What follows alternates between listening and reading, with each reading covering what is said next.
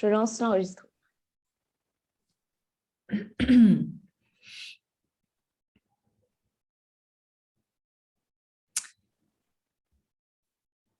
y est, ça arrive. Ça arrive. Bonjour. Je vois les mêmes personnes. Ça fait plaisir. Et des nouvelles personnes. Bienvenue. Il y a des Trop fidèles. chouette. Exactement. Il y a des. Comment on dit déjà avec dans Astérix et Obélix, là, les fidèles, Irréductibles. les irréductibles. Exactement. Merci beaucoup. Il y a les irréductibles. Exactement. Bonjour tout le monde. J'espère que vous Bonjour allez à tous. À toujours toutes. aussi bien. Ouais, à tous et toutes. Il y a des garçons aussi. Génial. Trop bien. Bon, allez, on va commencer. Je vais faire de manière officielle, hein, quand même. C'est pas que c'est le dernier jour qu'on fait n'importe quoi.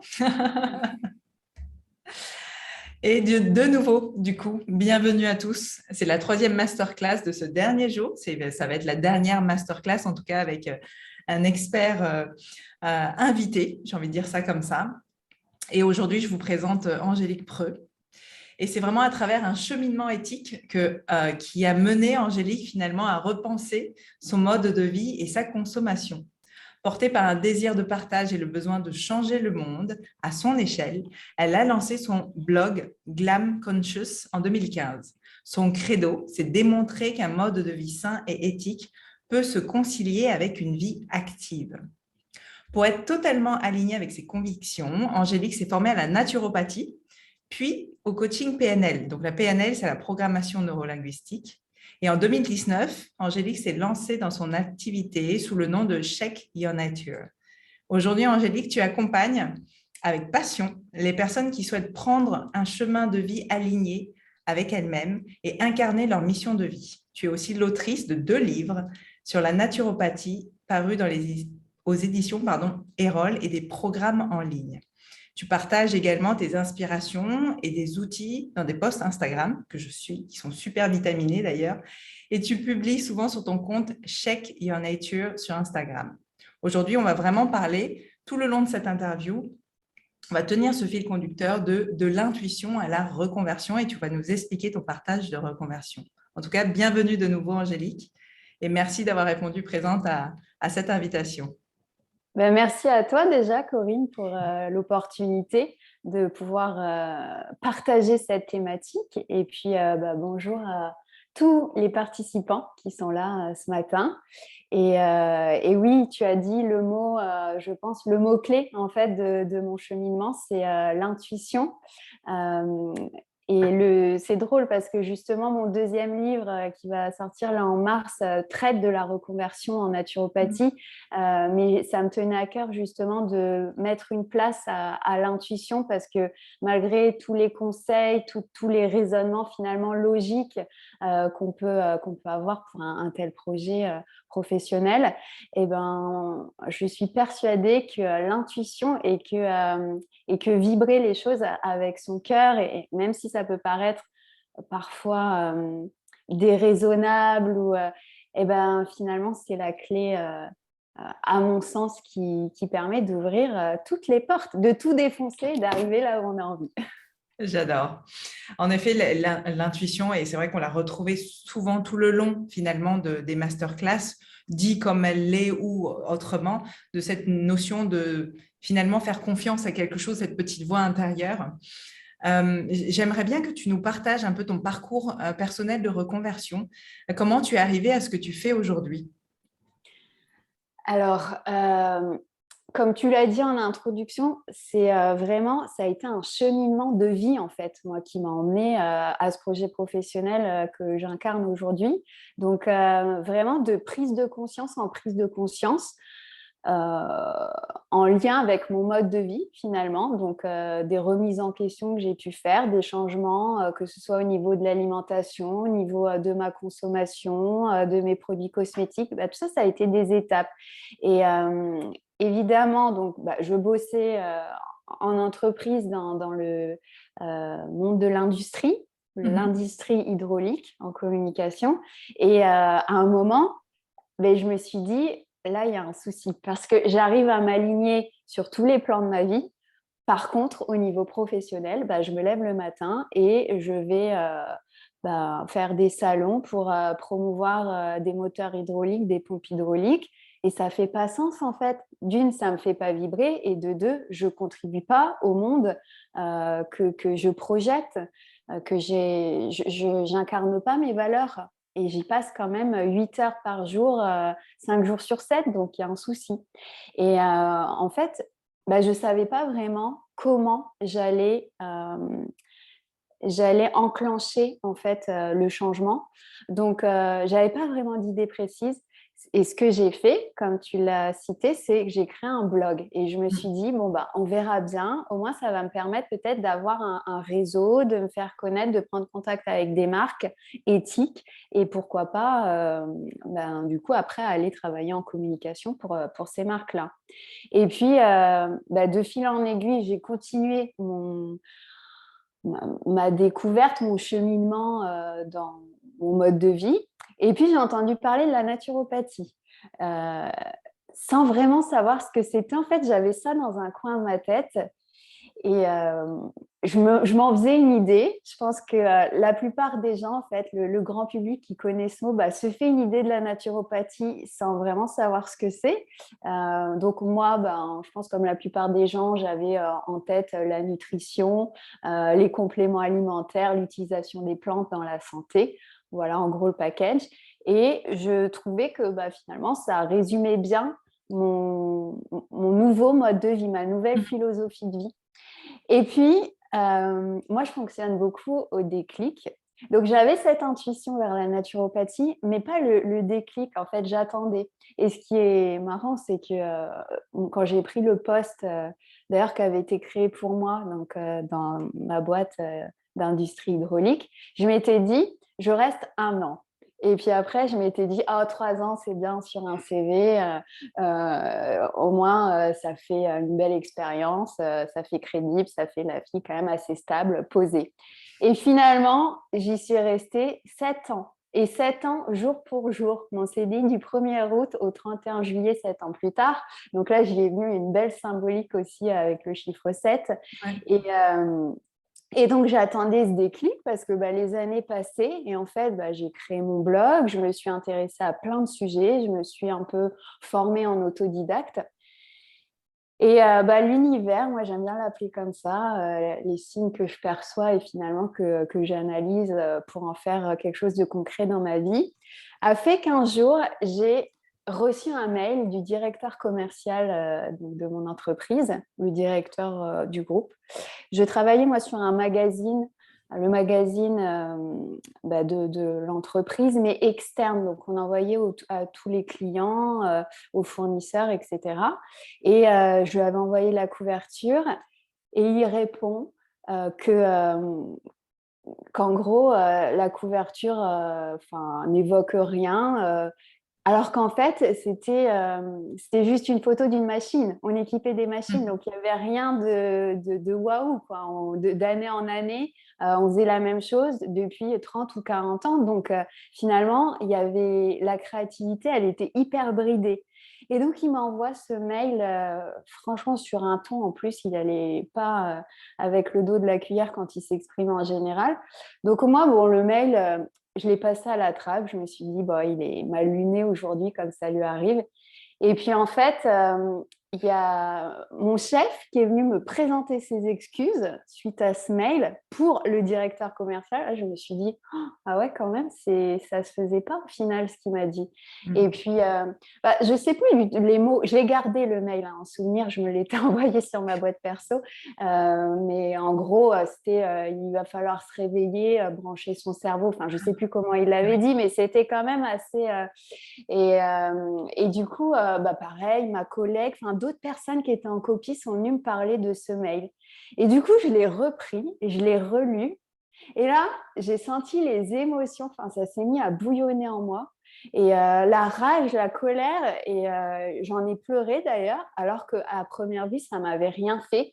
Et je me suis dit, mais c'est pas possible en fait. Je ne peux pas rester à cet endroit-là où en fait, on me voit comme ça, alors que j'ai de la créativité, j'ai des idées, mais tout est tellement standardisé et très lisse parce que c'est le B2B, parce qu'on ne s'autorise pas vraiment à faire différemment. Faut que je parte de là. Et donc, je suis rentrée chez moi en me disant, eh ben, je vais faire une formation de naturopathie. Comme ça. J'avais jamais consulté une naturopathe. Je ne connaissais pas vraiment le métier de naturopathe, mais je me suis dit, bah, au moins, je vais avoir les connaissances, je vais avoir une expertise dans un domaine. Et avec ça, plus les contacts que j'ai eus grâce à mon blog, parce que ça faisait déjà 3 ans. Là, le mail, je l'ai reçu en 2016, printemps 2016. Donc, ouais, ça faisait déjà 1 ou 2 ans que j'avais mon blog. Je me suis dit, je vais avoir une expertise grâce à cette formation et je vais pouvoir changer d'univers et être avec des gens à qui je peux apporter et qui seront reconnaissants de ce que j'ai à offrir finalement, pas comme actuellement. Voilà. Et donc, de là, j'ai fait des recherches pour la formation de naturopathie. J'avais décidé que je le ferais en CIF. Donc, le CIF, ça n'existe plus, mais c'était le congé individuel de formation. Oui. Donc, j'ai fait toutes les démarches. Bien sûr, dans mon entreprise, on me disait, mais t'auras jamais, ton dossier sera jamais accepté. Tu as un bac+5. Les gens comme toi, ils n'ont pas besoin d'un diplôme, en plus, qui n'est pas reconnu par l'État. Ouais. Et donc, je me suis mis à fond pendant 6 mois sur mon dossier et j'ai été acceptée. Donc, un peu moins d'1 an plus tard, après ce fameux mail du directeur, j'ai commencé la naturopathie en formation à Paris et j'ai découvert ce que c'était vraiment et ce qui est beaucoup plus vaste finalement que l'idée que j'en avais et oui, que j'avais pu m'en faire. Et puis, ça a été un enrichissement pendant 1 an et demi et j'ai pu quitter mon entreprise grâce à cette passerelle et finalement en suivant cette intuition qui était dans un coin de ma tête de me dire tourne-toi vers la naturopathie, intéresse-toi, forme-toi à la naturopathie sans trop savoir ce que c'était. Donc, j'ai fait confiance à mon intuition et c'est finalement en suivant les cours que j'ai découvert ce que c'était vraiment que la naturopathie. C'est génial. Surtout, c'est génial de savoir l'écouter, cette intuition. J'ai envie de te demander, tu vas te poser la question de comment tu as fait à cette époque, parce que j'imagine que ça a évolué et que cette intuition, maintenant, tu l'écoutes de manière beaucoup, peut-être encore plus grande. Mais déjà, à l'époque, tu vois, comment tu as fait pour savoir l'écouter? Parce que dit comme ça, tu vois, c'est vrai qu'on en parle souvent, mais quand on n'a jamais expérimenté, quand on est dans un carcan malheureusement qu'on nous enferme un peu sur un mode de fonctionnement, un mode de réflexion pour, contre, etc., etc., et qu'on est très mental, comment on fait pour se connecter à son intuition? Oui, ça c'est une très bonne question, une question qu'on me pose souvent. C'est vrai que quand on a une facilité intuitive, on ne sait pas forcément comment ça vient. Ce que je peux dire, c'est que en fait, au fond de soi, il y a des idées qui germent, il y a des attraits, et on peut se dire, mais c'est complètement loufoque, c'est déraisonnable. Et en fait, ces idées-là, c'est précieux, c'est de l'or, parce que c'est ça l'intuition. Et c'est finalement quand on arrête de réfléchir et qu'on a un peu comme des graines de rêve qui viendraient. Et c'est assez subtil finalement parce que c'est pas du tout construit dans une réflexion. J'ai un exemple d'intuition qui n'a pour le coup rien à voir avec le professionnel, mais qui est parlant, je trouve. C'est justement, mon cheval, on en parlait avant de Oui. lancer la conférence. J'ai fait 12 ans d'équitation quand j'étais ado. J'ai arrêté quand j'ai fait mes études et j'avais plus de contact avec les chevaux. D'ailleurs, je voulais plus monter à cheval de par mes prises de conscience éthique. Et puis, en 2020, pendant le premier confinement, ça me disait... ce serait bien que tu aies un cheval.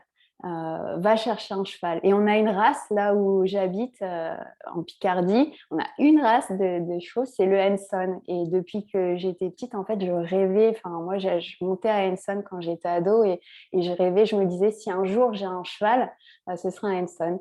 Et donc, pendant ce confinement, j'avais cette idée de, ça serait bien que tu aies un Henson.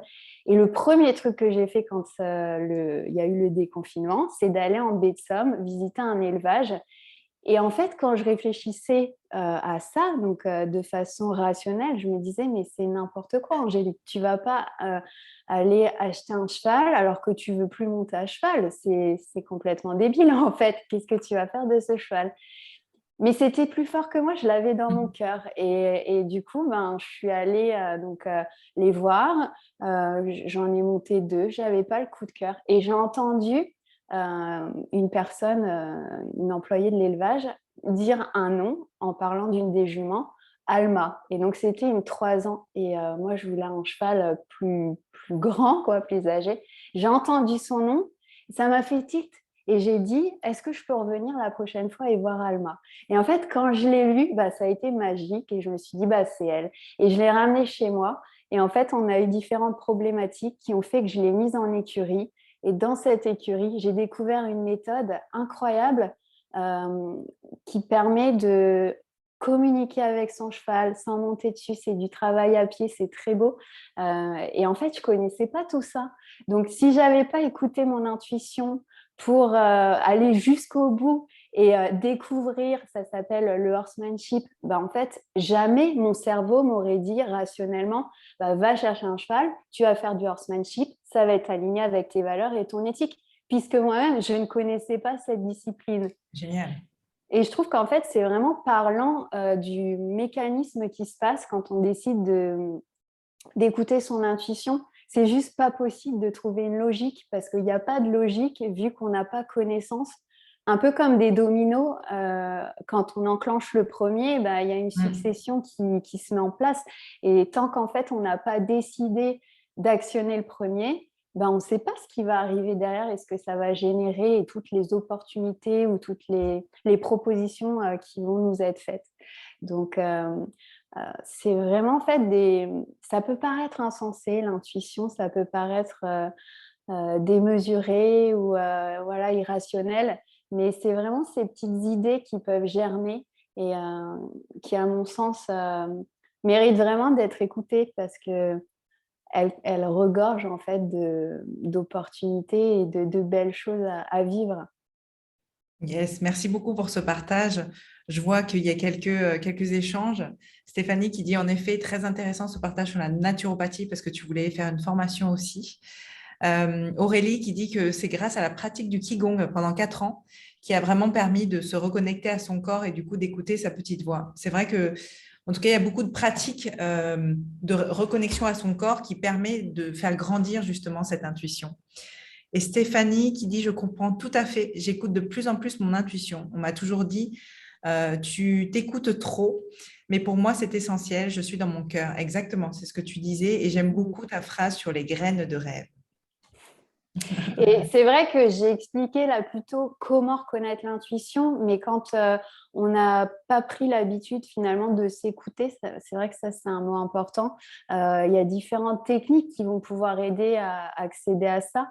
Il peut y avoir déjà le journaling, c'est très en vogue en ce moment, qui en fait de l'écriture, surtout de l'écriture intuitive dans un carnet, de le faire par exemple le matin parce que le matin au réveil, c'est là qu'on a les idées les plus fraîches finalement et les moins automatisées, les pensées les moins automatiques qui sont finalement conditionnées par notre rythme de vie, par la société. Donc écrire le matin, ça peut être une bonne façon de laisser venir nos pensées et du coup notre intuition. Il y a le contact avec la nature, avec les animaux. En fait, tout ce qui va permettre de s'éloigner du quotidien et de ce qu'on fait un petit peu en mode pilote automatique et des idées qui nous viennent, mais finalement qui sont insufflées par l'entourage, par la société, par le monde professionnel et qui ne connectent pas forcément avec ce qu'on est ou ce qu'on désire ou ce qu'on vibre. Donc, ouais, c'est vraiment se créer aussi des bulles de créativité, enfin, se permettre de créer manuellement, de dessiner, tout ce qui va être artistique. Bah là, ça va venir développer en fait, enfin, ouvrir cette porte de l'intuition et de tout ce qui est plus inné finalement, moins réfléchi. Merci beaucoup pour ces tips, j'ai envie de dire. J'ai envie de rebondir de continuer sur ton parcours, parce que du coup, tu nous dis, là, tu as fait une formation, tu as fait une formation d'1 an et demi de naturopathie. Et après la formation, tu t'es dit, ça y est, je me lance, j'y vais. Comment ça s'est passé? Oui, alors déjà, pour aller vraiment jusqu'au bout de ma logique irrationnelle, c'est que j'ai fait une formation en naturopathie en me disant, je ne veux pas être naturopathe. En soi, je ne veux pas avoir un cabinet, faire des consultations et puis voilà, avoir un bureau et des rendez-vous chaque jour. Donc, en fait, il me semble que j'ai été la seule dans ma promo, on était une trentaine, il me semble, à ne pas vouloir de cabinet. Et finalement, je suis une des premières à avoir commencé les consultations, tout simplement parce que je partageais énormément sur les réseaux sociaux pendant ma Hmm. formation, donc ce que j'apprenais, ce que je découvrais. Et du coup, j'ai eu des demandes. Donc, spontanément, en fait, les personnes qui me suivaient voulaient prendre rendez-vous avec moi. Donc, bah, je me suis lancée comme ça s'est fait vraiment naturellement. Alors, je nourrissais au fond de moi de toute façon l'envie de communiquer parce que j'étais en communication, j'aime communiquer et partager. Donc, j'avais comme projet de créer des programmes, j'ai lancé des e-books, etc. Donc, ça s'est fait vraiment naturellement. Mais j'ai aussi, encore une fois, saisi les opportunités. Il y avait de la demande, bah, j'ai laissé de côté ce que je pensais et je me suis dit, je vais expérimenter. Et on verra bien en fait comment ça va évoluer. Alors, les rendez-vous, en faire un petit peu, ça me plaît. Par contre, je ne peux pas voir juste mon quotidien de ça. Donc, encore une fois, mon intuition avait raison, mais j'ai quand même décidé d'expérimenter. Et puis, bah, très vite, je me suis rendu compte en fait qu'il me manquait des clés parce que la naturopathie telle qu'on l'apprend, on donne des conseils et on dit aux personnes ce qu'elles doivent faire. Ce qu'elles doivent faire. Et donc, il y a ce genre de position haute du thérapeute. Et ça me semblait pas équilibré, en fait, par rapport à moi, ma vision. Je sentais qu'il manquait des clés pour actionner les changements chez les personnes.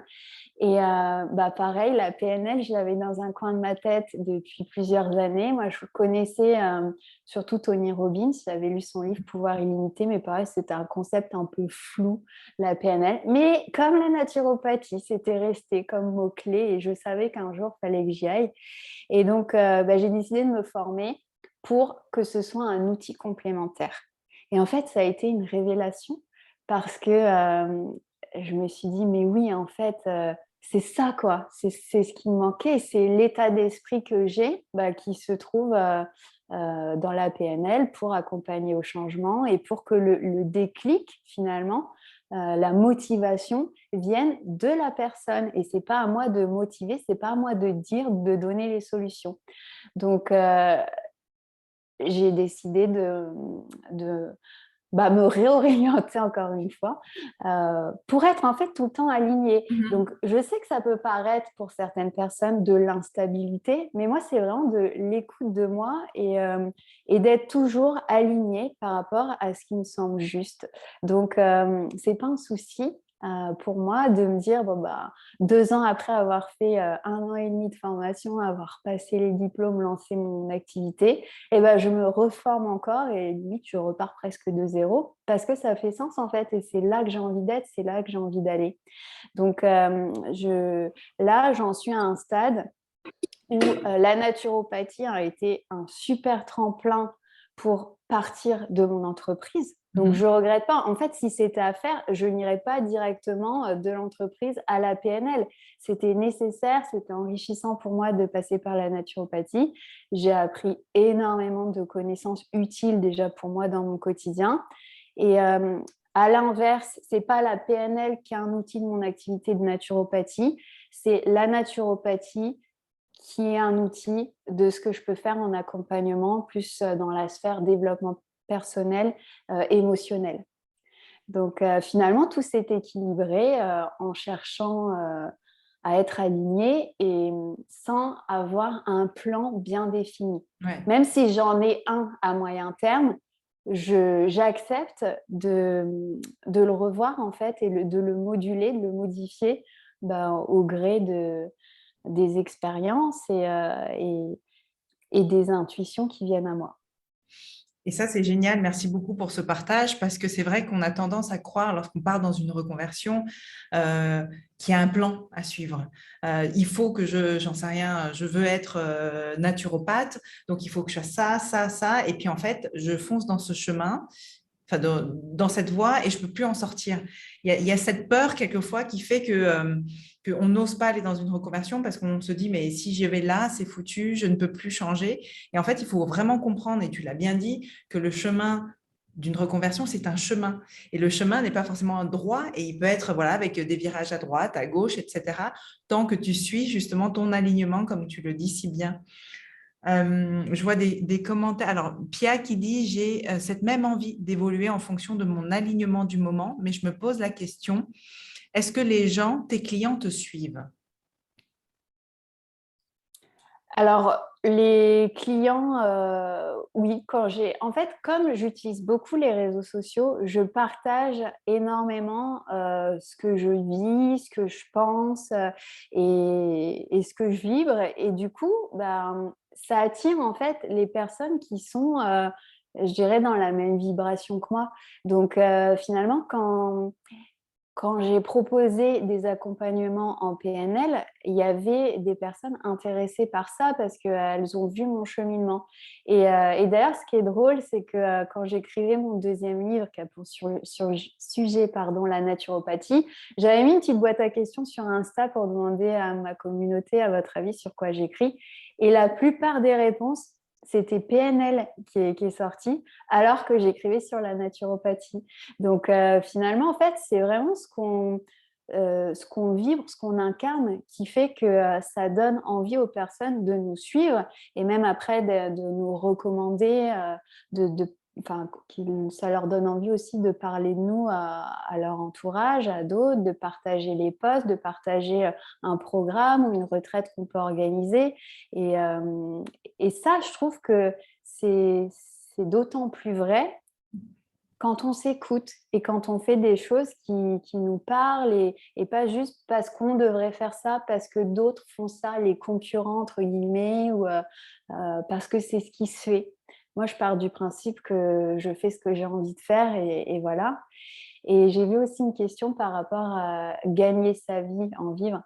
Euh, alors déjà, on ne gagne pas sa vie, hein. La vie, comme on nous dit en PNL, la vie, on l'a gagnée quand on est né. Mais en vivre... alors moi, comme j'ai plusieurs casquettes, finalement, les consultations, ça n'a jamais été le principal cœur de mon activité. Comme j'écris des livres, des programmes, j'organise des ateliers en ligne. J'ai également quelques partenariats avec des laboratoires de compléments alimentaires sur les réseaux. Donc, j'arrive à combiner tout ça pour que ce switch en fait soit possible entre la naturopathie et la PNL. J'ai pas arrêté du jour au lendemain. Moi, ça se fait vraiment progressivement. Et puis, d'ailleurs, je trouve que le livre là que je vais sortir en mars représente bien ça. C'est vraiment une passerelle parce que c'est devenir naturopathe. Donc finalement, c'est la naturopathie qui est mon premier métier de reconverti en tant que reconverti et accompagner à la reconversion la mission de vie, ce que je fais maintenant. Et finalement, ce livre, c'est comme un trait d'union entre les deux. Donc, il n'y a pas une cassure nette. Je ne me suis pas dit, voilà, j'arrête tout, je recommence. Ça se fait progressivement. Et dans le développement personnel, pour moi, ça a du sens de parler de naturopathie, de bien-être émotionnel, des tips, en fait, pour le physique, la dimension physique, qui est évidemment le revers de l'autre face de la pièce émotionnelle, psychologique. Donc, tout ça, en fait, devient logique. Totalement. Il y a une question de... alors, il y a Pia qui partage le fait que cette idée de non-plan, elle y est convaincue, mais c'est vrai que ce n'est pas forcément une pensée classique, clairement. En tout cas, on ne nous apprend pas à penser comme ça c'est sûr. Stéphanie qui dit ton discours résonne beaucoup et c'est très inspirant et je pense que nous avons, non, ça me fait prendre conscience qu'il est possible de faire plein de choses en même temps, mais totalement, totalement. Ce que je ne m'autorisais pas avant, sous prétexte d'avoir l'air de me disperser. Merci du partage, Aurélie. Et puis, même situation, ok. Hein. Et puis, oui, on est multi, c'est ça. C'est cette notion de multipotentiel, multi tout ça. Et le fait que souvent dans la société, on se dit non, il faut faire un truc à la fois, faire un choix, il est définitif, n'en sort pas. C'est vrai que c'est pas des pensées, c'est pas des choses qu'on nous apprend. Donc forcément, quand on fait un peu autrement, ça peut faire peur. Mais l'acceptation de soi passe par le fait de s'écouter. J'ai envie de te poser une question, Angélique, par rapport à tout ce processus. J'entends vraiment qu'il y a une vraie écoute de qui tu es, de tes besoins, de tes ressentis, de ton intuition, justement. Et par rapport à ça, est-ce que cette intuition, j'ai envie de te demander, je reviens quelques années en arrière, est-ce que tu l'as toujours eue, cette intuition? Tu vois, lorsque tu travaillais dans cette industrie-là pendant 7 ans, est-ce que tu l'avais, cette intuition, ou comment ça se passait? Alors, je pense que je l'ai toujours eu. Après, c'est vrai que plus les années passent, plus j'ai l'impression que j'en ai besoin et donc elle se matérialise davantage. En fait, l'intuition, pour moi, c'est aussi écouter mes ressentis. Et à partir du moment où c'est inconfortable, où j'ai pas envie de faire quelque chose, bah déjà pour moi ça c'est un signe de l'intuition en fait.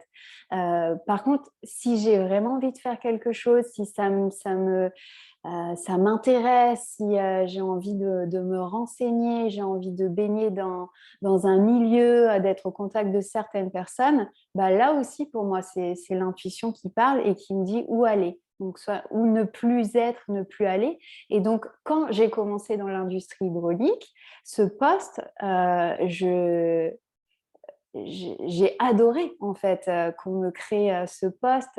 C'était le rêve pour moi parce qu'une boîte française internationale, le matin, je parlais avec la Chine. Après, j'avais une conf call avec la Russie. L'après-midi, c'était l'Amérique du Sud, les Américains. Moi, ça me faisait rêver. Tu vois, donc j'avais en fait eu l'intuition que c'était l'endroit où je devais être en 2011 et en fait après ça a évolué et là où c'est intéressant, où c'est vraiment pertinent en fait d'écouter son intuition, c'est d'être capable de se dire bah, ce qui était juste il y a quelques années et ce qui faisait que j'étais alignée à ma place ne l'est plus aujourd'hui et je le ressens au fond de moi. Je ressens qu'être à 9 heures au bureau, bah, c'est la purge pour moi, que je peux me lever à 6h30, je vais aller faire mon yoga, je vais aller courir avant le boulot et que je suis en retard malgré tout parce que juste, j'ai pas envie d'aller m'enfermer pendant 8 heures. Mes collègues, bon, j'ai pas grand-chose à leur dire, on partage plus grand-chose. J'ai en fait pas envie d'être là-bas et de pouvoir le reconnaître et de se dire, mais en fait, j'ai kiffé aller là-bas. D'ailleurs, ce qui est drôle, c'est quand j'avais passé l'entretien d'embauche, là-bas, c'était pour une intérim. Le recruteur m'avait dit, vous pouvez commencer quand?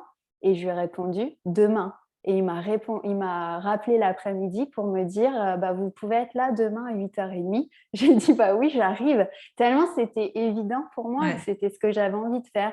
Et, je pense qu'en fait, dans la vie, il y a essentiellement des passerelles, des tremplins. Enfin, je dirais qu'on projette un chemin, un seul chemin avec une histoire qui doit se dérouler de A à Z, enfin, du début à la fin. Alors que pour moi, non, chaque période de la vie, enfin, c'est différentes périodes de vie, des expériences qu'on accumule finalement un peu comme un collier de perles et on enfile différentes perles pour créer son collier. Et ben voilà, moi, le monde de l'entreprise, c'est cette année, ça a été une des perles de mon collier. Et je décide après de passer à d'une autre couleur ou d'une autre matière. Et c'est OK parce qu'en fait, c'est ce qui fait l'intérêt, enfin, pour moi en tout cas, de l'existence. C'est de faire ce qui nous fait vibrer, ce qui nous fait kiffer. Et là, bah, la notion d'écoute, elle est hyper, hyper importante.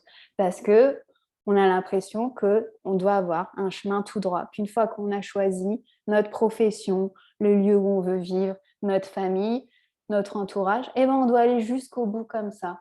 Mais non, en fait, si à un moment, je ressens au fond de moi que ça devient difficile, ben, j'ai le droit de changer de boulot, j'ai le droit de divorcer, j'ai le droit même de changer de sexe. Enfin, en fait, tout est OK à partir du moment où c'est juste pour soi.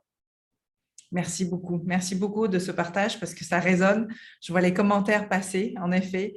Ça vibre, on dit l'arbre. L'humain est un arbre avec plusieurs ramifications et on n'est pas juste un tronc, tout à fait, tout à fait. Ça fait du bien. Merci pour vos partages. Tu parlais justement de mettre ces perles-là. Donc, tu parlais à un moment du salariat qui est une de tes perles. Et puis après, tu es passé à l'entrepreneuriat. Souvent, et comme il y a beaucoup de personnes ici dans ce sommet qui sont en questionnement pour une reconversion ou un pied dans l'entrepreneuriat ou quelquefois déjà entrepreneurs, mais qui peuvent encore se poser des questions, comment tu as vécu ce passage du salariat à l'entrepreneuriat? Est-ce que tu as eu des peurs? Si oui, comment tu as fait pour marcher avec elles, aller au-delà, les dépasser? Comment tu as fait? Alors, moi, la peur principale, c'est tout ce qui est administratif. Là, clairement, ça me fait beaucoup moins vibrer. Donc, j'accepte, c'est les règles du jeu. Mais rien que pour créer, où j'ai commencé, je suis toujours auto-entrepreneur parce que c'est ce qui est juste pour moi. Je n'ai pas envie de me prendre la tête. Après, je n'exclus pas un jour d'avoir l'envie vraiment de me développer, de passer à un autre statut. Mais vraiment, aujourd'hui, en fait, ce qui est important, c'est de me former, d'apprendre, de partager, de créer. Donc, j'ai vraiment envie de consacrer mon énergie à ça et pas à tout ce qui est administratif, voilà, ce qui est lié aux entreprises, aux sociétés, etc. Donc ça a été finalement ma peur principale, enfin, en tout cas, le point noir, je dirais, tout ce qui était administratif. Après, finalement, le statut d'auto-entrepreneur, on a quand même la chance, c'est que ce soit assez simple. Donc, le tout, en fait, c'est de le faire une fois et puis la déclaration, etc., ça devient un automatisme. Mais donc, voilà, c'est essentiellement le point administratif. Après, il y a aussi la peur de réussir à avoir un salaire aligné, en lien avec mes attentes, mes aspirations. Donc, moi, je fonctionne beaucoup aux objectifs, donc définir des objectifs et visualiser, en fait, connaître mes attentes, de quoi j'ai envie. Et en fait, ce que je m'étais dit, c'est je me reconvertis et la première année, je veux mon salaire que j'avais de cadre, en fait, l'avoir grâce à mon entreprise. Et à partir de là, vu que j'avais ça en tête, j'ai mis en place, j'ai eu l'énergie pour actionner différents leviers parce que j'avais un chiffre, parce que c'était chiffré. Je suivais mois après mois mon chiffre d'affaires. Et d'ailleurs, en 2020, j'ai répondu à une offre pour être chargée de com freelance pour une coach en ligne. Donc, en plus de mon activité, j'avais ça. Je me disais, ça me fait un fixe finalement tous les mois. Donc, je sais que j'ai cette base-là. Et après, à moi, de faire en sorte de créer une offre pour arriver à mon chiffre d'affaires. Et j'ai réussi dès la première année à atteindre ce que je m'étais fixé.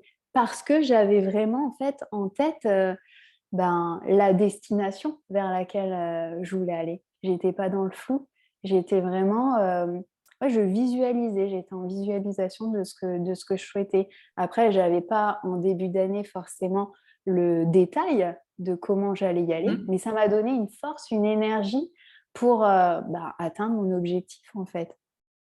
C'est génial. Donc, de nouveau, j'entends cette notion de visualisation qui a été aussi présente tout le long en fait du sommet. Et du coup, ça, c'est très intéressant ce que tu nous partages parce qu'il y a cette notion de visualisation d'un chiffre aussi, d'un objectif chiffré. Et ça, on n'en avait pas encore parlé. Donc, je trouve ça très, très intéressant de mettre ça en lumière. C'est-à-dire qu'on peut aussi se donner un objectif chiffré en tant qu'entrepreneur, visualiser. Maintenant, le comment, ça, c'est autre chose. Et ce que j'entends aussi dans ton partage, c'est le fait de t'autoriser à j'ai cette vision de ce chiffre d'affaires-là et je mets en place ce qui est nécessaire. Mais tu t'enfermes pas à dire, OK, je veux ce chiffre d'affaires que en faisant telle chose, que en faisant des consultations, par exemple, ou que en vendant des formations. Parce que là, j'entends que tu t'es ouverte à d'autres propositions qui puissent t'amener à l'objectif financier que tu t'étais fixé. Ça, je trouve ça aussi très intéressant dans ce partage-là parce que souvent, en tout cas de ce que j'entends dans l'entrepreneuriat, c'est vraiment cette notion de, ah oui, mais comme je me suis lancée dans cette branche, c'est avec cette branche que je dois gagner ma vie et tout. Et Nguer, ce matin, nous partageait le fait que, ben non, elle s'autorisait parce que ça restait aligné avec elle à prendre un temps partiel dans une société, presque en étant enfin, comme si elle était salariée, mais elle était freelance et c'était OK, même si elle était en lien avec une entreprise, même si elle sortait d'un salariat, c'était OK parce que c'était aligné et ça faisait un complément aussi de son objectif chiffré. Donc, merci beaucoup pour ce partage parce qu'en effet, il ne faut pas l'oublier qu'il y a on peut complètement faire une visualisation aussi de son chiffre d'affaires.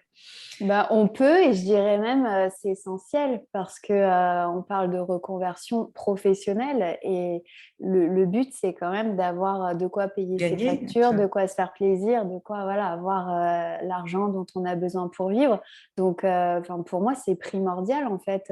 Tout chef d'entreprise dans un business plan a besoin de données chiffrées parce que sinon, à moins d'avoir une chance incroyable de tomber sur ce dont on a besoin en vie. Et même, je ne sais même pas en fait à quel moment on va pouvoir se dire finalement j'ai atteint ce que je souhaite sans l'avoir formulé au préalable. Et ce qui a été très aidant pour moi, c'est que comme j'ai fait un dossier pour mon CIF et j'ai été suivie par la BGE. Donc en France, on a ces structures régionales, enfin c'est national, mais il y a des antennes régionales. Dans chaque département, il y a la BGE, alors ça veut dire la fin, c'est gestion des entreprises et c'est totalement gratuit. Enfin, en tout cas, moi, à mon époque, il y a quelques années, c'était gratuit. Je crois que ça l'est toujours. Et en fait, ils ont des super outils. Il y a un cadre. Donc, pour les personnes qui n'ont jamais fait de business plan, qui ne sont pas au fait du marketing, de la communication, de ce genre de tableau prévisionnel, tout est formalisé, il n'y a plus qu'à remplir. Ça permet de faire une introspection la veille des concurrents. Et tout ça, qu'on soit dans la thérapie, la naturopathie, ces domaines, je dirais, de bienveillance et d'ouverture et d'aide à autrui, dans tous les cas, ça reste un métier dans lequel il va y avoir un aspect financier. Donc, surtout pas le négliger. Et même si on n'a pas les compétences, si on pense ne pas avoir les compétences comme moi pour l'administratif, mais en fait, tout le monde est capable de remplir ces tableaux, ces documents, de se poser les questions. Et c'est vraiment important de le faire avant. Et ça va énormément aider à la visualisation, même si après, on réajuste au fur et à mesure des années, des mois. C'est à mon sens essentiel justement aussi pour se rassurer d'un point de vue financier, d'avoir le courage de se lancer parce que déjà ça rassure. On a un professionnel aussi qui regarde ce qu'on a écrit, ce qu'on projette. Donc on a un avis extérieur éclairé et puis pour soi-même on sait où on va et c'est juste la base finalement pour avancer. C'est génial. Merci beaucoup de ce partage parce que c'est vrai que c'est quelque chose qu'on a tendance à négliger parce qu'on a tendance à aller, en tout cas dans ce sommet des entrepreneurs engagés, à aller vers quelque chose qui nous porte, tu vois, un engagement. Et souvent, on peut avoir cette croyance que lorsqu'on va vers un engagement ou vers une mission ou vers une mission de vie, comme tu en parlais au tout début, eh ben, c'est quelque chose on n'a pas le droit de gagner de l'argent. Alors que dans la vie, et c'est ce qu'on disait il y a quelques temps aussi, c'est que dans la vie, on est des entrepreneurs. On est des entrepreneurs, on a besoin d'en vivre. Et en vivre aujourd'hui, c'est avoir un revenu financier stable pour nous permettre de nous d'en vivre et de faire développer notre société. Donc, merci de ce rappel qui, je trouve, tombe à pic pour la fin de ce sommet-là. Il y a quelques questions. Il y a Nathalie qui dit qu'elle est en CAPE dans une coopérative et ça peut être une bonne solution quand on a des peurs. OK. Merci du partage, Nathalie. Il y a Cynthia qui pose une question. Est-ce que le fait que tu avais déjà ton bloc t'a aidé à atteindre le salaire que tu voulais dès la première année? Mon blog, je Blog, pense. ouais, le blog, ouais. Ça m'a aidé au niveau. Alors, j'étais pas rémunérée grâce à mon blog, mais ça m'a ouvert un réseau. Enfin, ça m'a permis de tisser un réseau, de faire mes preuves, entre guillemets, parce que tous les articles ou les vidéos que j'ai pu créer, les prises de parole que j'ai pu avoir, les petites parutions, même des fois dans des magazines ou sur d'autres sites, ça donne quelque part du prestige ou en tout cas une expertise et ça donne confiance aussi. C'est un genre de book en ligne pour montrer ce qu'on sait faire. Et c'est comme ça aussi, notamment, alors c'est pas via le blog, mais c'est plus via Instagram que ma maison d'édition m'a trouvé et m'a proposé un contrat pour écrire des livres pour eux parce que je faisais des posts Instagram et très synthétisés et c'était ce qu'ils recherchaient. Donc en fait, ça devient une vitrine et ça crée des opportunités. Donc dans l'idée, en fait, quand j'ai créé mon blog, je ne savais pas quelles opportunités, mais je savais que ça allait m'ouvrir des portes, me donner au moins de la visibilité, me permettre de créer des contacts. Donc, ouais, vraiment, le blog, ça a beaucoup joué.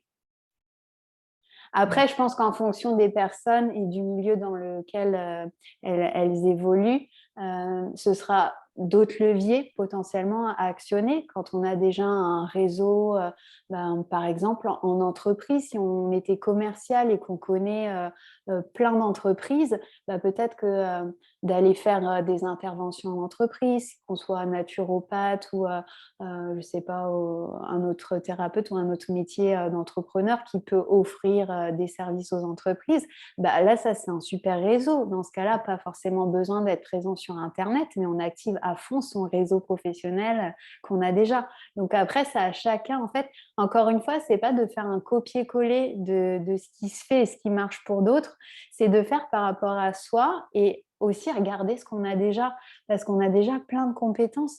Moi, c'est plutôt l'écriture. Il y en a d'autres, ça va être la mise en scène ou ça va être voilà, faire des conférences, l'éloquence et avoir un discours impactant. Et ça, c'est de l'art, en fait. Donc, autant se servir de ce pourquoi on est doué, de le mettre à profit dans son métier d'entrepreneur plutôt que d'aller se former sur des outils qui ne nous parlent pas. Par exemple, si on n'aime pas les réseaux, les utiliser déjà pour soi, d'aller se créer un compte Facebook, Instagram, ça va juste être une plaie.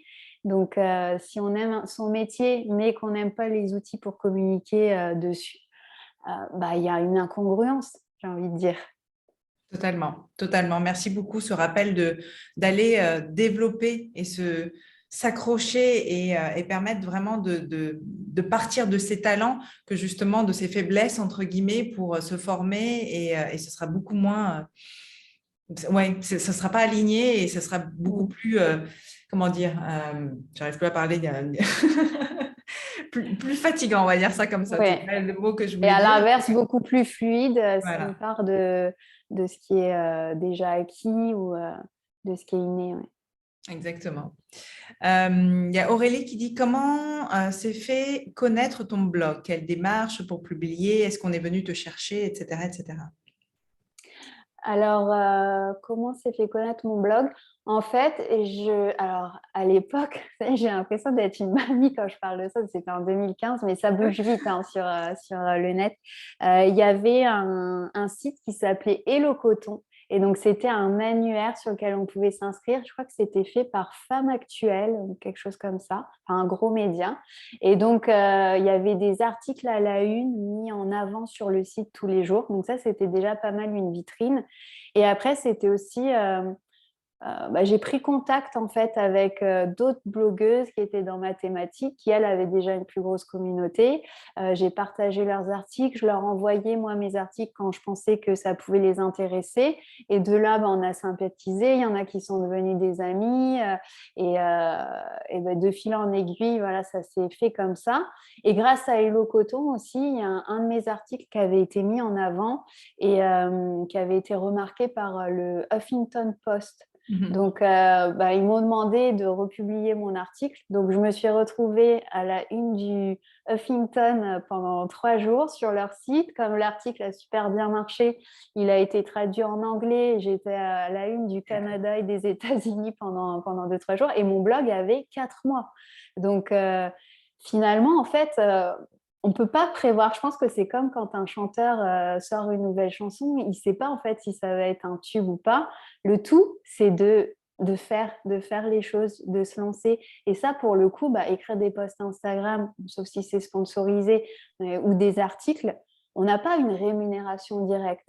Mais ça contribue à construire, en tout cas, à poser les pierres de l'édifice et puis à être visible. En fait, chaque petite action, elle peut paraître insignifiante, mais mise bout à bout, ça forme quelque chose avec de l'ampleur. Et puis, il y a peut-être une de ces actions qui va faire un feu d'artifice, mais on ne le sait pas à l'avance. Donc, c'est vraiment se lancer, oser, et puis y aller, quoi, tout simplement.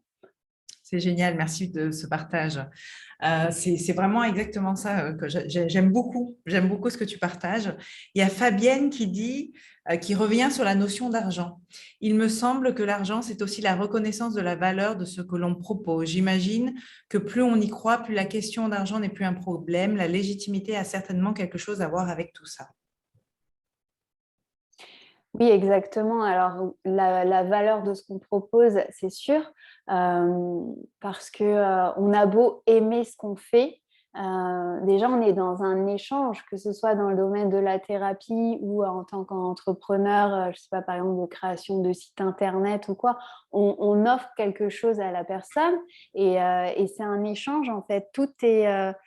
moi, j'ai une vision de la vie qui est équilibre. Tout est équilibre, un peu le principe du yin et du yang. Et donc, à partir du moment où où va pas y avoir de rétribution pour ce qu'on propose, ça crée un déséquilibre. Et c'est bon, en fait, pour aucun des deux côtés. Donc, la notion d'argent, c'est pas quelque chose de mal, de tabou. De toute façon, l'argent, moi, je le considère comme une énergie, quelque chose qui circule. Donc, d'être rémunéré soit pour ce qu'on offre, ce qu'on propose, ça permet après de le réutiliser, refaire circuler, et puis aussi d'être bien soi-même, parce que qu'on soit thérapeute ou entrepreneur, on a besoin d'énergie, on a besoin d'être bien dans sa vie. Donc ça, c'est pas possible si on n'a pas de quoi bien manger, se nourrir, se distraire. Donc finalement, c'est indirectement une des pierres angulaires de la réussite professionnelle. Le fait d'être un bon professionnel, ça passe par le fait d'avoir assez d'argent pour être bien dans sa vie, être bien dans ses baskets, être bien dans son corps et dans sa tête. Donc, évidemment, cette notion de valeur, c'est aussi se dire que ce que je propose, on me l'achète. Donc oui, c'est quelque chose qui est attendu, enfin en tout cas qui répond à un besoin. Et du coup, ce que je fais, ça a du sens et c'est important pour quelqu'un. Et ça, ça motive en fait. Parce que se dire, je fais des choses, c'est open bar, c'est gratuit et puis voilà, chacun prend ce qu'il veut. Ben, ça crée, voilà, j'en reviens encore au déséquilibre, ça crée un déséquilibre et puis on a besoin en fait de connaître la valeur de ce qu'on propose. Donc après, chacun fixe son tarif en fonction de ses besoins, de sa vision qu'il a de soi, des autres, mais aussi ça se travaille, j'ai envie de dire, parce que l'estime de soi, c'est pas quelque chose qu'on nous apprend à l'école. on nous apprend plutôt à nous comparer, à nous dévaluer. Donc, travailler sur sa confiance en soi, son estime de soi, sa valeur personnelle, ben, ça me semble important quand on est entrepreneur. Bon, même si on est salarié, mais d'autant plus quand on est entrepreneur parce qu'on porte quand même sur ses épaules à la fois son entreprise, mais on est aussi euh, comment dire, la personne en fait qui représente l'entreprise. Donc c'est important en fait de se sentir bien et d'avoir de l'estime pour ce qu'on fait. Et je crois que j'ai lu aussi à un moment, il y avait la légitimité, donc travailler sur le syndrome de l'imposteur, sur sa légitimité et éviter de tomber dans ce travers du toujours plus ou de ne pas être assez, de ne pas savoir assez et d'avoir besoin d'être au top du top, d'être expert pour pouvoir commencer à se lancer, pour pouvoir se sentir légitime. En fait, c'est en faisant que... C'est comment la citation? C'est en forgeant qu'on devient On devient forgeron. forgeron. C'est exactement ça, c'est valable pour tout. Même le médecin, l'infirmière, la première fois qu'ils ont reçu un patient, c'était leur première fois. Ils avaient beau avoir eu leur diplôme, ils n'avaient pas d'expérience. Finalement, la personne qui commence la première fois, elle n'a jamais d'expérience, mais elle en sait toujours plus que le commun des mortels qui n'a pas été formé ou voilà, qui n'a pas eu les expériences qu'elle a eues. Donc, c'est vraiment en fait prendre en considération qu'on est là pour, qu'on a la possibilité d'évoluer aussi d'un point de vue, j'ai envie de dire, de perception de soi, perception du travail, perception de l'entreprise. Tout ça, en fait, c'est pas quelque chose de rigide. On a vraiment la possibilité de changer la façon dont on se voit, de la façon dont on présente son activité, sa relation à l'argent. Ça, c'est vraiment pas figé. Au contraire, je pense en fait qu'au-delà du métier, être entrepreneur, mais c'est un super exercice de développement personnel géant. Le Oh oui. couple, être en couple et être entrepreneur, enfin, c'est les deux moyens de grandir à vitesse grand V. Ah, mais totalement, je te rejoins totalement par rapport à ça. Je suis en train de voir qu'on est en train de s'approcher de la fin de notre échange, mais j'avais envie de rebondir sur justement la notion d'entrepreneur et d'entrepreneuriat. Toi, aujourd'hui, tu vois, puisqu'on est au sommet des entrepreneurs engagés, on sent cet engagement chez toi qui est très, très fort, un engagement pour suivre ton alignement, suivre ton intuition, et puis je pense encore d'autres engagements, tu peux nous les présenter si tu as envie, mais dans ta manière d'entreprendre aujourd'hui, comment tu entreprends en tant qu'un entrepreneur engagé, justement? Euh, oui, je pense que déjà, le premier, c'est de m'engager pour ce qui me semble juste. Donc, déjà, en étant alignée, moi, avec mes valeurs et incarner ce en quoi je crois, ce en quoi je crois qui est juste. Déjà, ça, c'est mon premier engagement. Il y a évidemment l'engagement en termes de bienveillance aussi, en termes de ce que je propose. C'est pas proposer des choses pour avoir un revenu et exister en tant que professionnel. C'est vraiment créer de la valeur qui va faire en sorte que ça, ça sert une vision plus positive du monde que je peux avoir.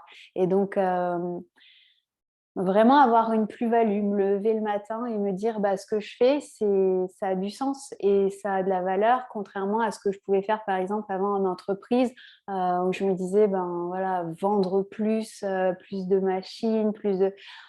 À quoi ça sert en fait? Toujours plus, plus, plus, croître à l'infini sur une planète avec des ressources finies, c'était pas logique, c'était même toxique. Alors que là, en plus, le contenu que je propose, les offres que je propose, c'est pour permettre aux personnes de se sentir bien et de pouvoir croître en fait à l'intérieur et pas croître matériellement et consommer plus voilà. Et donc ça, pour moi, c'est le principal engagement. C'est je me dis, je nuis pas à la planète ou à autrui ou aux êtres vivants de cette terre avec ce que je propose, en tout cas au minimum. Je fais en sorte, au contraire, de créer quelque chose de positif et d'avoir un impact positif. C'est vraiment ça l'engagement qui fait que ça me motive et ça me porte à toujours évoluer et proposer des nouvelles choses. J'adore. Merci beaucoup de ce partage. Je rebondis sur 2 partages de Servane. Le premier qui dit après ces différentes masterclass, il me semble néanmoins difficile de faire l'impasse sur les réseaux sociaux pour développer son activité. Alors, je pense que les personnes qui sont intervenues dans les masterclass ne sont pas forcément représentatives du panel d'entrepreneurs qui existent. Toi, Corinne, étant sur les réseaux, j'imagine que tu as contacté des personnes présentes sur les réseaux. Donc, ça peut biaiser le panel d'entrepreneurs. Il y a plein d'entrepreneurs qui n'utilisent pas les réseaux et pour qui ça marche très, très bien. Donc, il ne faut pas se limiter à ce que vous avez vu pendant cette semaine. Je pense justement que ça serait utile de sortir après d'Internet si vous avez envie d'avoir une autre vision et de rencontrer des professionnels qui font autrement, notamment sur les salons. Bon, il y en a peut-être un peu moins en ce moment, mais il y a d'autres méthodes en fait pour se faire connaître. Donc le but, ça va être d'aller faire une veille et de voir comment font les personnes qui réussissent sans les réseaux sociaux. Complètement. Et je rebondis sur ce que tu dis parce qu'en effet, là, forcément, je suis sur les réseaux, donc j'ai contacté des personnes qui sont sur les réseaux et j'ai envie de dire, et encore. C'est-à-dire qu'il y a certaines personnes dans les intervenants qui gagnent très bien leur vie, qui en vivent très bien et qui ne sont pas forcément sur les réseaux ou présents comme quotidiennement, par exemple, comme certains des entrepreneurs qui ont… En fait, il y a vraiment de tout. Il y a des entrepreneurs qui sont présents en permanence sur les réseaux et oui, les réseaux sont un tremplin pour eux, mais il y en a d'autres aussi dans l'entreprise marche très bien et il y a pas forcément, ils ne sont pas forcément présents sur les réseaux où ils ont juste une petite vitrine, mais ce n'est pas de là que viennent leurs clients. Donc, vraiment, ce que tu viens de partager et ce qu'on voulait te dire, Servane, c'est oui, en effet, va voir qu'il y a d'autres manières de fonctionner et qui marchent très, très bien. Et je connais plein de personnes, en effet, qui ne sont pas sur les réseaux et qui ont une clientèle, et qui continuent à se développer et à croître de manière assez exponentielle. Alors, il y a Servane qui dit aussi actuellement, j'ai beaucoup d'activités, mais il me semble difficile de passer du statut bénévole de l'offre gratuite à la dimension entrepreneur avec une génération de revenus. C'est toi qui décides, hein, j'ai envie de dire. Il y a un moment, c'est dire j'ai envie d'être rémunérée pour ce que je propose. Donc, il y a un tarif, il y a un prix et c'est toi qui l'annonce. Donc, c'est toi qui l'incarne. Et après, c'est vrai qu'il y a cette notion aussi de comme j'ai fait en façon bénévole depuis trop longtemps, est-ce que j'ai le droit de mettre un prix derrière? Et je rejoins Angélique, c'est-à-dire c'est à ce moment-là, c'est toi qui décides. Et puis en plus, de toute façon, les personnes vont le comprendre, j'imagine, en tout cas j'espère. Et il y a cette incarnation de la posture que tu as envie de donner en sortant de ce statut de bénévole à entrepreneur. Et je pourrais ajouter une petite question pour toi. Donc, c'était Servane, c'est ça? Oui, c'est ça. Qui nous a écrit « Il me semble difficile de passer du statut. Ce serait comment si c'était facile, Servane ?» Et là, d'un coup, tu changes en fait de paradigme et plutôt que de dire « c'est difficile », tu vas visualiser comment ce serait si c'était facile. Exactement. Petit tips PNL. Exactement. Clémence qui dit oui, pas de panique, je suis freelance community manager, mais je ne suis absolument pas, je ne suis pas présente sur les réseaux. Ben voilà, un exemple, c'est vrai, totalement de Clémence qui est très très sollicitée, mais qui n'est absolument pas présente sur les réseaux. Je te vois plus, Angélique. Ah bon? Je suis là pour Ah toi. oui, ça y est, c'est bon. J'ai eu mon écran qui a sauté. Puis à défaut des réseaux sociaux, tu as les réseaux physiques, tout à fait. Et puis Nathalie, j'ai des clients réseau qui viennent sur mes ateliers en présentiel et vice-versa. Tout à fait. Tout à fait. En fait, tout est vraiment possible en fonction de toi, ce que tu ressens. Servane, si les réseaux sont pour toi, vas-y. Si ce n'est pas pour toi, il y a plein d'autres manières d'aller agrandir son réseau de clients. On est à la fin de cet échange. J'ai envie de dire déjà merci à tous et puis merci à toi, Angélique. Et avant de te laisser, j'ai envie de te demander, alors on le sait, mais beaucoup Insta, demander où on te rejoint. De toute façon, on va mettre tous les liens et comment on peut travailler avec toi, si on veut travailler avec toi. Alors, oui, sur Instagram, c'est là où je suis la plus active et où je partage le plus, oui, et donc où je suis la plus réactive. Et donc, vous pouvez me contacter directement par DM sur Instagram ou m'envoyer un mail. Donc, il y a mon mail dans la bio. On pourra peut-être l'écrire aussi, c'est angélique@checkyournature.fr. Et voilà, après, on échange ensemble et suivant les besoins, les demandes, accompagnement de PNL, de mission de vie, je m'adapte aux demandes de chacun et chacune. Génial. Merci beaucoup. Et je crois qu'il y a quelqu'un qui a laissé un message en disant qu'elle te suivait depuis longtemps sur les réseaux. Et quel bonheur de te voir et t'entendre en live, Angélique. Merci pour tous ces partages qui font vraiment du bien. Merci à vous, en tout cas, d'être présents depuis le début de cette semaine. Merci beaucoup, de nouveau. Et puis, j'ai envie de dire, on va mettre les contacts d'Angélique au-dessus du replay. Comme ça, vous pouvez prendre contact directement avec Angélique. Et puis, j'ai envie de vous dire à bientôt. Normalement, c'est à mon tour de faire le live de clôture. Et puis, je te dis encore merci, Angélique, pour ta présence et merci d'avoir dit oui. Merci à tout le monde. Merci à toi, Corinne. Merci pour tous les messages. Ça fait chaud au cœur. Je suis contente d'avoir pu partager et puis peut-être d'inspirer. Et suite à ça, si vous avez envie d'échanger avec moi, vraiment, je vous invite à m'écrire. Moi, c'est toujours avec plaisir que je réponds aux demandes, aux questions et que j'adore échanger. Donc, je vous répondrai avec plaisir. Trop bien. Merci, à bientôt. Merci, Corinne. Bonne Ciao, journée, tout le Angélique. monde. Bonne journée.